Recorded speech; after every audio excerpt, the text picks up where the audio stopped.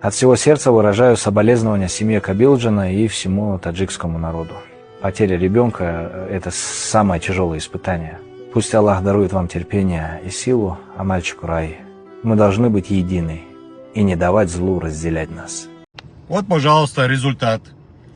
Значит, наш земляк с Дагестана, который ехал со своей семьей, со своей супругой, с братьями, перестраивался направо. Какой-то ненормальный на тормозах залетел, слава богу, не ударил машину, опустил окно, обматерил, послал, уехал. Когда наш брат подошел, постучался в окно, спросил, зачем ты так делаешь, почему ты вообще так разговариваешь, он еще раз его послал, вышел с машины и нанес ему удар. Хороший удар, так, что у него кровь пошла изо рта. Ну, конечно же, человек не будет стоять, когда его там бьют. Он дал ему ответку, повалил его.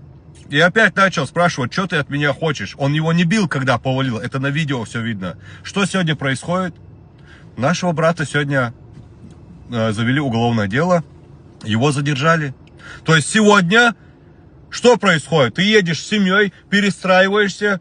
Какой-то чел останавливается, опускает окно, материт тебя, оскорбляет. Потом ты спрашиваешь, зачем ты это делаешь. Он выходит, бьет тебя. Ты защищаешься, тебя сажают за это в тюрьму. Кто там у нас, я его имя называть не буду, кто у нас там, не говорил, что у нас нацизм, не нацизм и так далее. Кто? Тоже он с Дагестана, я его имя называть не буду. Вот тебе, пожалуйста, результат.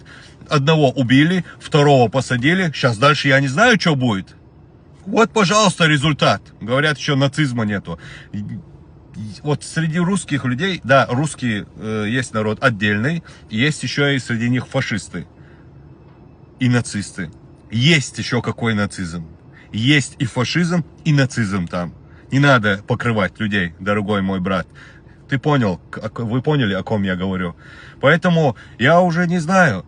С семьей едешь, тебя матерят, тебя бьют и еще и сажают в тюрьму.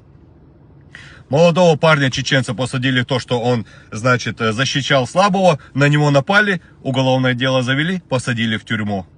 Ничего, ничего.